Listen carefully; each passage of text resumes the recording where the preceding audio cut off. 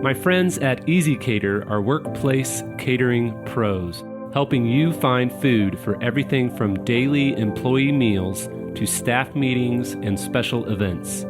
Visit easycater.com/leaderassistant to find out more. Hi, I'm Jacqueline Delarue, author of Worry Warts Guide to Self-Mastery, and my leadership quote is, "A great leader's courage to fulfill his vision comes from passion, not position," by John C. Maxwell. The Leader Assistant podcast exists to encourage and challenge assistants to become confident, game-changing leader assistants. The Leader Assistant podcast is brought to you by Goody. If you send business gifts to employees, clients, or sales prospects, Goody is a game changer. You can send one gift or hundreds at a time without ever worrying about shipping details. With Goody, your gift recipients provide all their shipping info, and they can even swap out your gift for another option if they prefer. It's free to start gifting, and you can get a $20 credit when you sign up. Oh, and if you mention you heard about Goody from the Leader Assistant podcast, Goody will add an extra $10 credit to your account. So go to leaderassistant.com/Goody, that's GOODY, to start gifting today. Again, that's leaderassistant.com/Goody. Hey friends, thanks for tuning in to the Leader Assistant podcast. It's your host, Jeremy Burrows, and I'm excited to be speaking with Jacqueline Delarue today. Jacqueline, how's it going? Awesome, Jeremy. Thanks for having me. It's a real pleasure to be on your podcast today. Yeah, and you're actually on episode 157. So 157 episodes of the podcast. Not every single one of them have been interviews, but over 100 of them have been. And if you're listening and you want to find the show notes for this episode, just check out leaderassistant.com/157, and you'll have links to connect with Jacqueline and all sorts of fun stuff. So Jacqueline, let's dive in, and why don't you tell us about your EA career? I'm looking at your bio, and it says you've had over 20 years of experience as an assistant. Tell us about how you got into that field and what types of companies and industries you worked for. Sure. So I'm based in Australia, and my career as an executive assistant started in my early 20s. I originally started out as a domestic travel consultant for a boutique travel firm working with the rich and famous, and a lot of high-profile wealthy people, and I did that for 2.5 years. And then I really enjoyed the travel part, and I think that set me up for, being able to organise travel when I did eventually work in the field of being an EA. But I went to Williams Business College in North Sydney in my early 20s, and my first job was a legal secretary at Freehills Law Firm.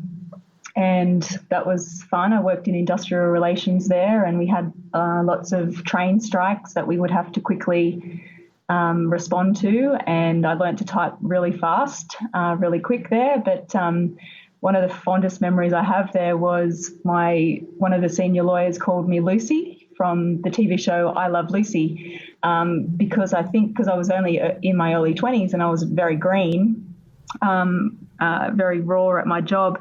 I was putting the filing in, not in sequential order, so I learnt very quickly. He would yell out from his office, "Lucy, you've got some explaining to do." And we had lots of fun. And then I left law and I moved into banking and financial services for the internationally renowned Macquarie Group. And we had some really fun times there too. I worked in human resources in the investment banking division. Then I found my love for learning and development, and I worked with a really strong and passionate leader called Ian Woodward. And we did some amazing things. We did a Masters of Finance program working with INSEAD, which is an educational body based in Singapore, France. And I actually got to travel to Singapore, which was really cool.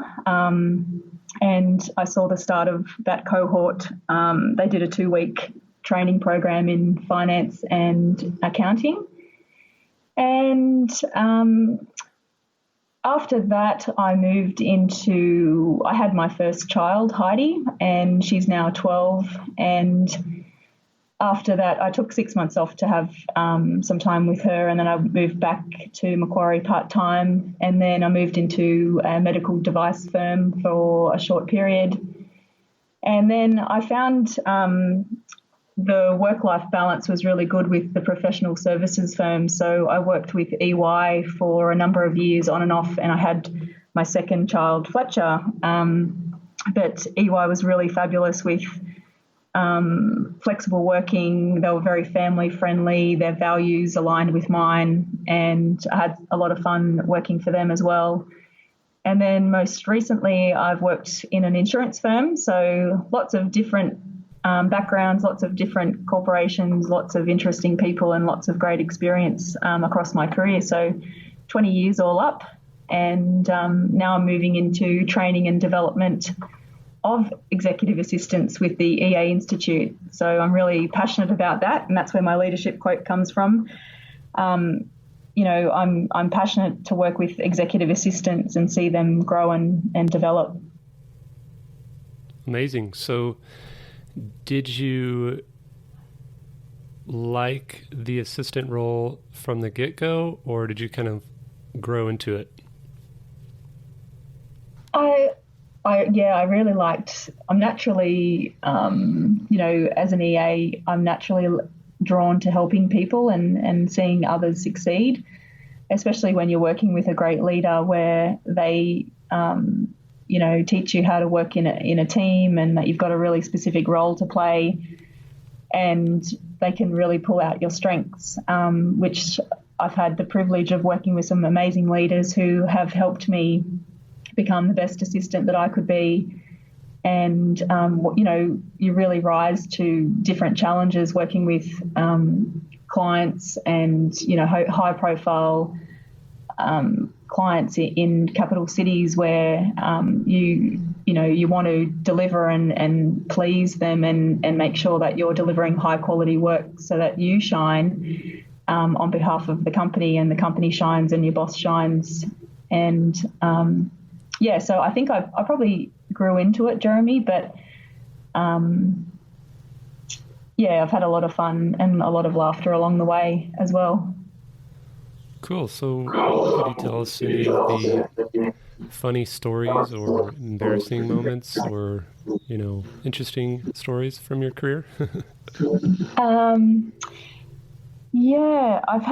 Working at Macquarie Group was interesting because it was at the peak of the really good financial times in Australia. So the company was growing. As I said earlier, I was privileged to be part of a program that they invested a lot of money into their staff, and to travel to Singapore and France as part of your career and to learn and grow as well was pretty amazing. And we had lots of fun parties at some of the funkiest establishments in Sydney, and at the time I lived quite a long way away, so it was that work hard, play hard culture where they would, the workload was really high, and often I wouldn't leave the office until 8 or 9 o'clock at night, and I lived an hour and a half away from Sydney, and they would give you a cab charge or a taxi. At the time I had a favourite driver because, you don't want to be jumping into random taxis all the time. So I had a familiar person that used to drive me home. So, that was some of my fondest memories because it really teaches you, work hard, play hard, you have a lot of fun and achieve some really cool things. Yeah, and you mentioned you worked with like high-profile, famous people early on in your career. Is there anybody famous that you worked for that listeners would recognize?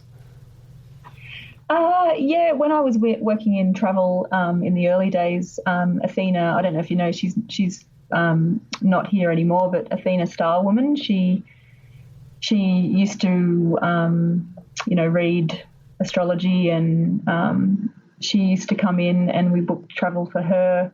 Nicole Kidman, and a famous Australian actress. Yeah. She would come in. And who else was? Just to name a couple of people.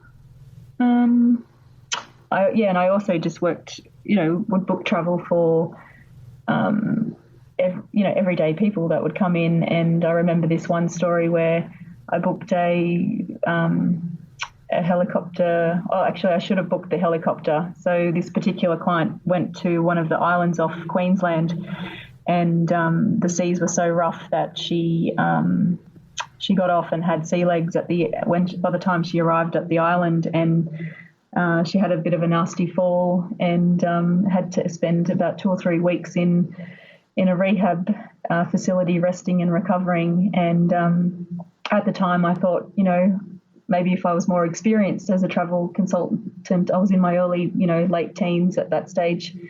I didn't have a lot of life experience, or I hadn't been to some of these places. So it's not until you sort of experience it that you can really recommend the best way. But in hindsight, I thought, maybe I should have booked her the helicopter or had advised her to do that. But anyway, you live and learn after these things. So. Wow. Yeah, that would be tough. Yeah, definitely. So what about your book? So when did you decide to write the book, and how was that whole process? Sure. So in 2014, one of my best friends, she developed breast cancer, and from that moment, she went through treatment, and 6 months later, she was no longer with us. So it was one of those trigger moments in my life where I'd been to school with her. I'd known her for a number of years. We were living next door to each other at the time. Our kids were young. We had 2 kids around the same age. We were spending a lot of time socializing. We were, ingrained in each other's lives. So to lose her was quite traumatic for me at that point in time, because, early 30s, you're sort of thinking, why has this happened to somebody so young? So that was a trigger point for me to, I guess, potentially have, some fear, worry and anxiety around my own life, a little bit of guilt around, why her, why not me, why does this happen at all? So I probably spent a little bit of time suffering and still continuing to work as an EA, be a mother, and I really found myself struggling, to be honest. I'm thinking, why there's more to life than doing these, these tasks or these things. And I guess I had a little bit of built up anger. So I engaged a coach to work with me around that. So some people might see a psychologist or go and have some therapy. So I guess in my way, this was my therapy.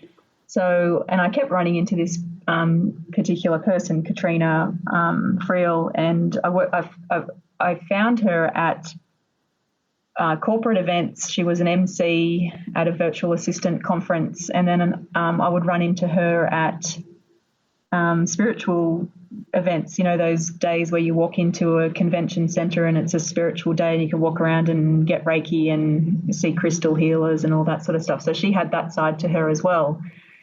And I thought about, after the 3rd or 4th time of running into her, we agreed to that, there was a connection there, and we decided to work together. So at that time, I didn't know that I was going to end up writing a book, but we ended up doing some coaching and some therapy, and I started writing down some, we had a workshop day where we wrote down the chapters, and she said, just start focusing in on writing some content based on this. You've got it all there, you just need to do it. And being a perfectionist and being a busy mother of 2 and working 5 days a week as an EA, you know what it's like, Jeremy. It's sometimes challenging to find time for these sorts of things. So I think the big push was when COVID hit in 2020 in Australia. It was like March, and I thought, wow, there's a lot of people potentially out there who are worried or, suffering with fear and anxiety around what this pandemic is all about and what it means for everyone. So that was the driving force. I thought, okay, the world needs, potentially this could be of service. So I smashed out the rest of the chapters. I forgot about it being, perfect, because being an EA, I sometimes get caught up in that perfectionism mentality. And Katrina was really good with that too, because she obviously knew that was something that was going to be a block for me. And she even said, just title the book really rough draft, da da da da da. And so for me, I felt like I was just working on a rough draft, and it didn't need to be completely perfect, because it was never going to be, if I kept writing and writing and writing, it was also going to be this huge book that nobody would ever read or get to, because I would never know when to draw the line and say, this has got to go out now. So anyway, I got it edited and got it out there, and it hit number 1 in the worry and anxiety section on Amazon. So that was a real privilege. And it's, when I worked at EY, I had the privilege of having these workshops and forums. They let me speak to so Brisbane, all the capital cities, and the officers really wanted to hear about my book, and I had a lot of EAs buy the book as well. And so it's been fun. That's great. Well, sorry, I had to. My boy was knocking on the door, so that's why it took me a second. Oh, that's okay. That's okay. So, tell us about training assistants and networking and community. What's the maybe one thing that you would encourage assistants listening to do when it comes to their own professional development? Sure. So, I mean, if you're privileged enough to work for a company that develops you and gives you that opportunity and pays and potentially can pay for you to undertake a course where you can uplift your skills or develop and grow personally and professionally. For me, I'm an activated learner, so I and apparently we're only I forget the percentage now, but there's only a number of people out there who look for courses and pay for them themselves and really want to grow and develop. Some people are just happy to plod along and learn through experience or whatever. But I'm working with the EA Institute, which is based in Australia. The CEO, Amanda Vinci, is in Perth, and the team's Sydney, Melbourne, and now Sunshine Coast based. We're really passionate about developing and growing executive assistants through the high performing EA course, and it's a 12-month program where you get a certification, and you can utilize that to put it on your resume or get a promotion through work, and it's also about once you're operating at that strategic business level with your leader or with your boss, then you're elevating each other. You can be like mirrors to each other and elevate each other and grow together, and then that also provides amazing results for the company as well. Nice. So you work with Amanda Vinci? Yes. Great. She was on episode 42 for those of you who are listening and would like to learn more and hear a little bit of Amanda's story. That was episode 42, leaderassistant.com/42 to check out that interview. So I'm going to ask a question I ask all of my guests. Jacqueline, what makes an assistant a leader? I guess in my personal opinion, Jeremy, I think it's around self-leadership, and I talk about this in my book a little bit as well. It's how do you self-regulate when you are experiencing some stressful times at work? How do you stay in control and manage your time and deliver results when there are obstacles and challenges and roadblocks in your way. So, and also provide, show empathy and some emotional intelligence. Because I'm sure we've all come across people in the workplace who could do with a little bit of emotional intelligence shined upon them as well. And they stand out as well if you can identify them as well. But, I think it's self-leadership, because once you can control yourself, you realise that there's some things external to you that you've got no control over, and you just need to learn how to respond to that in the best way, with empathy, with compassion, with kindness, with the best of intentions for yourself, and also in line with your values as well. And I think that comes with a bit of maturity. Yeah, well said. And you talk about worry in your book, and you're talking about giving up control and realizing that we're not in control. I talk a lot about the idea that if you're worrying a lot, oftentimes the root behind your worry is this desire or over-desire for control. And when you feel that control slipping away, or realize that you're actually not in very much control, that's when you worry.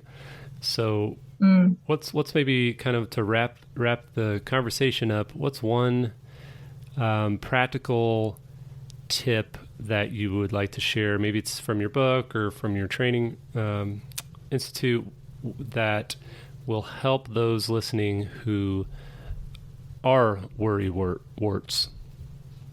Yes, Jeremy.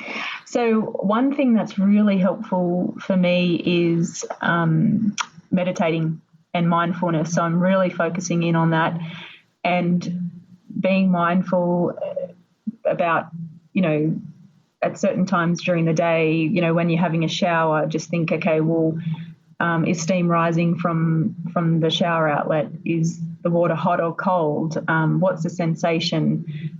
Even thinking about your feet and feeling the water around your feet, and just taking those simple moments in your day, driving the car or, walking the dog, and just setting your intention and having a mindful experience when you're doing something that potentially could be, something that you do all the time, and you do it unconsciously without thinking, and spending, for me now, maximum or minimum 45 minutes or 30 minutes meditating, just finding that space just to be still with yourself and not judging your practice, but and not saying, oh, well, I can't meditate, or I don't like it, or having some sort of judgment about the whole process. It's just giving yourself that time to sit with yourself and find some clarity.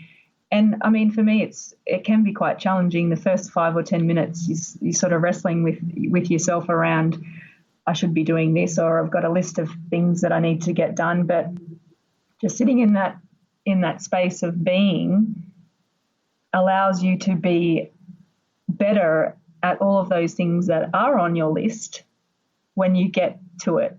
But just allowing that small amount of time just to have a little bit of peace come through your body and that mental clarity.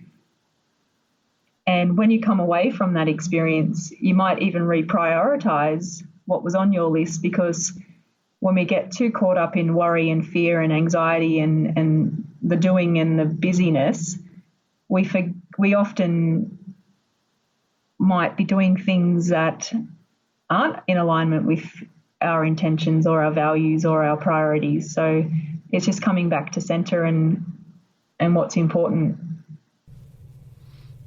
Yeah, well said. The world we live in does not allow or easily allow us to have space and be still, and instead we are overstimulated and distracted, and I think that's good advice to slow down and meditate and just pause And then you kind of get refreshed. And like you said, maybe you'll end up realizing that some things on your list are not priority or more priority than other things, and just helps you do a better job and be a more pleasant person to be around.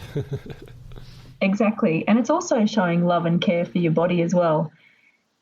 Because it's not great physically to be living off coffee, and for a lot of women, our hormones can get out of balance when we are stressed all the time. And some people live in a heightened state of stress for a very long period of time, and it can lead to some fairly major health issues down the track. Yeah, definitely. Well, Jacqueline, thanks so much for being on the show. How can people find you if they want to reach out, say hi, and learn more? Sure. My website is worrywart.com.au. You can also find me through the EA Institute, and LinkedIn, Facebook, Instagram are my main ways of contact. Perfect. Well, I'll link to those in the show notes at leaderassistant.com/157. And yeah, thanks again. Best of luck to you. Keep reminding them to slow down is what I'm trying to say. I'm trying to slow down as I watch my kids play basketball in the driveway. And yeah. Thank you, Jeremy. It was a pleasure to be on episode 157. And it's been awesome talking to you. Thank you so much.